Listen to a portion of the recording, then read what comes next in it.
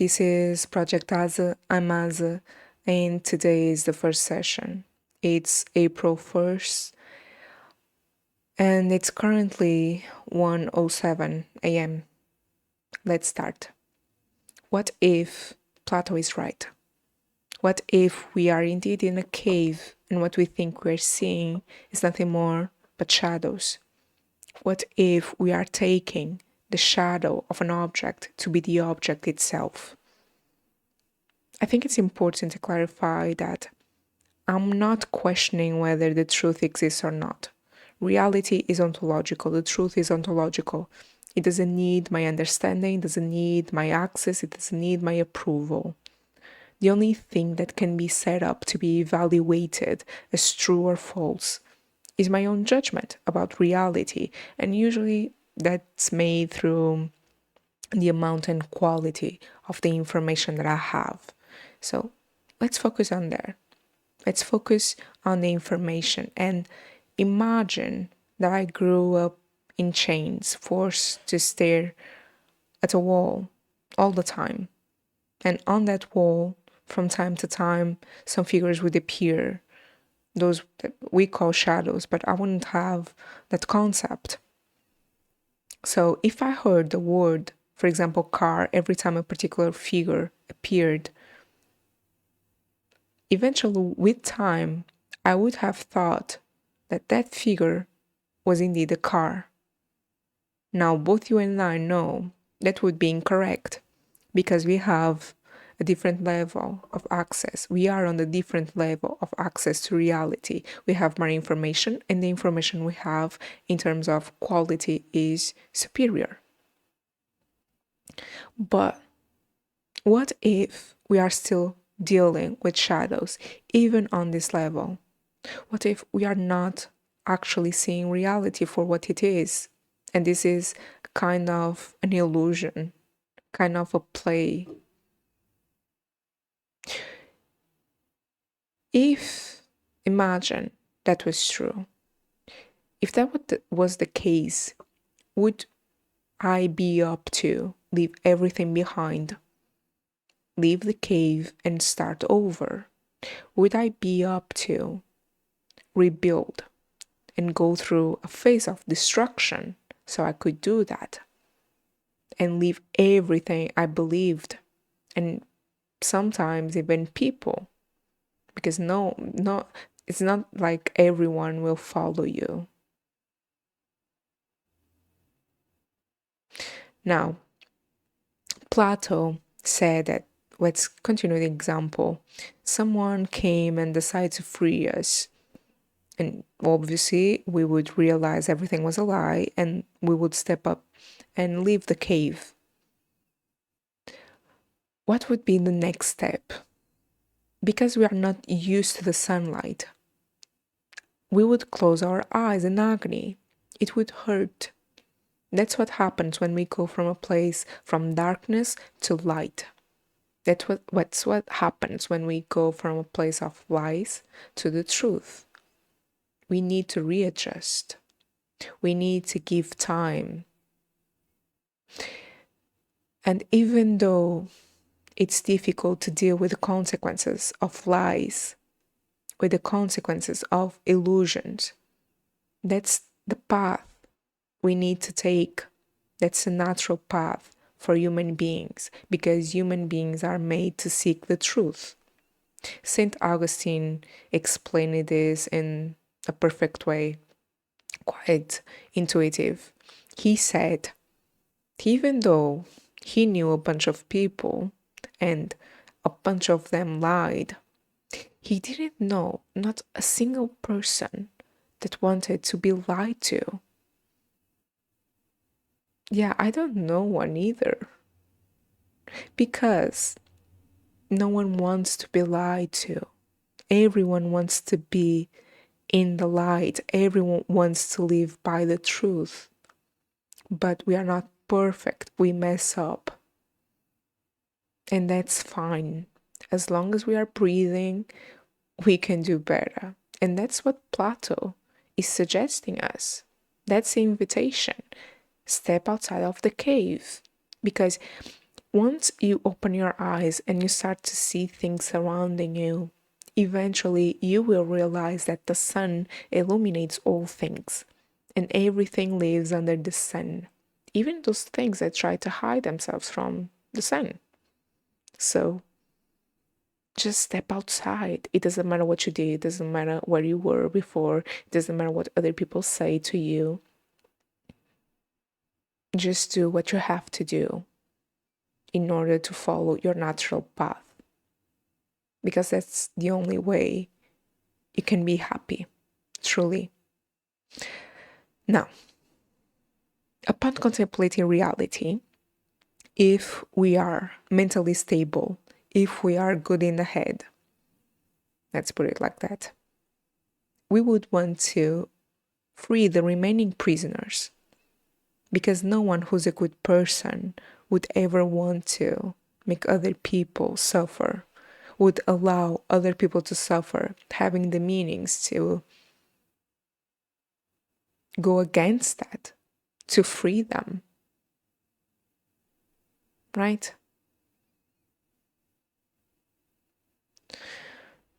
But because we are social beings, we naturally think about other people's reactions to our actions. We try to anticipate that. So in that scenario, probably we would think about what would they do?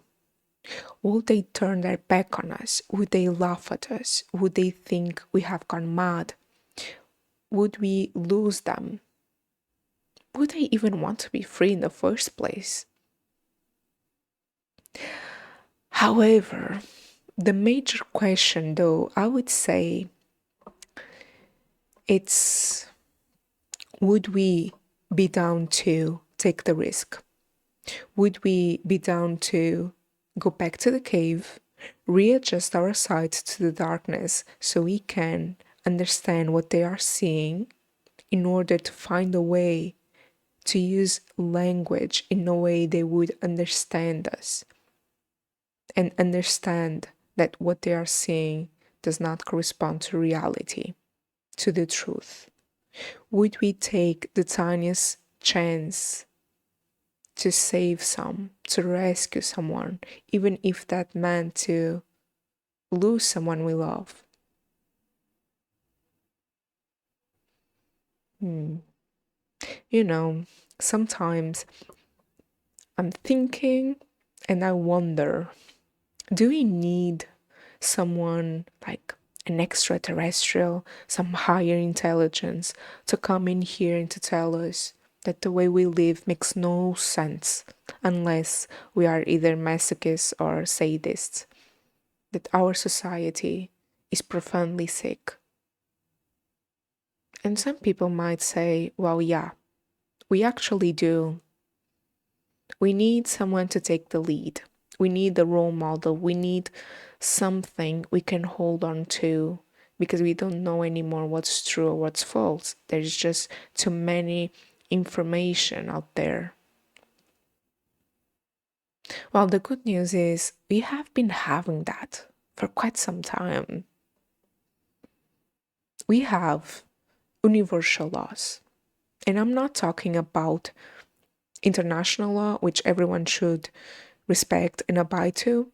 I'm talking about laws that the existent reality, truth follows.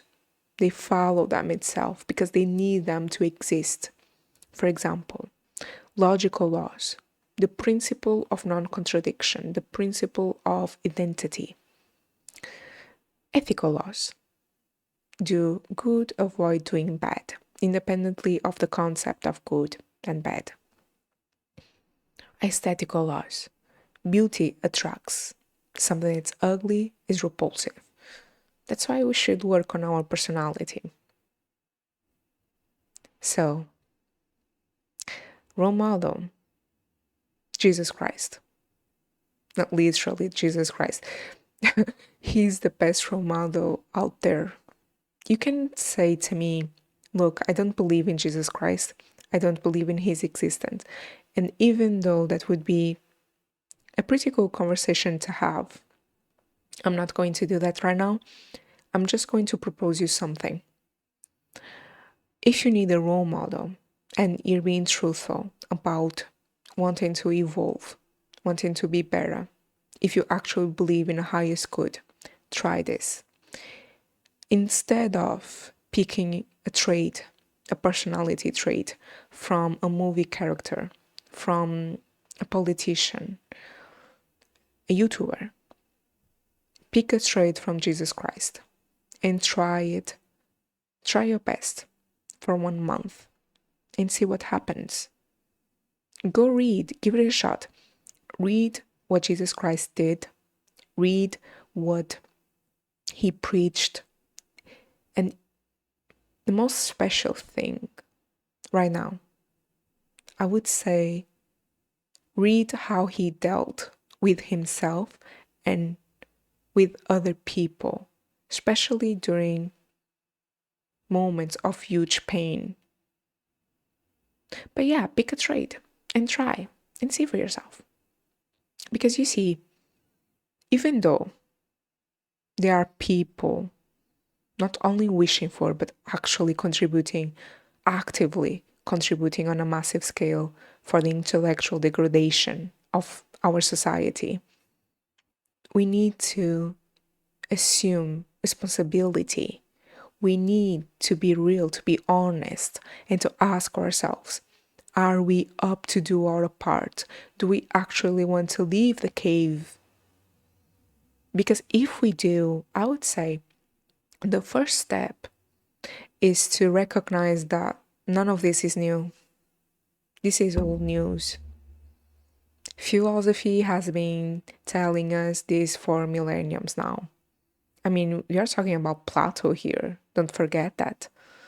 And we are still in the cave. We are still dealing with shadows. We have social media, everyone trying to, I don't know, create a persona every day. Fake news. Everything's aimed at manipulating the subject's opinion so as to make them believe in something that does not even correspond to the truth. And it's pretty obvious that for some people, the truth is not a good business.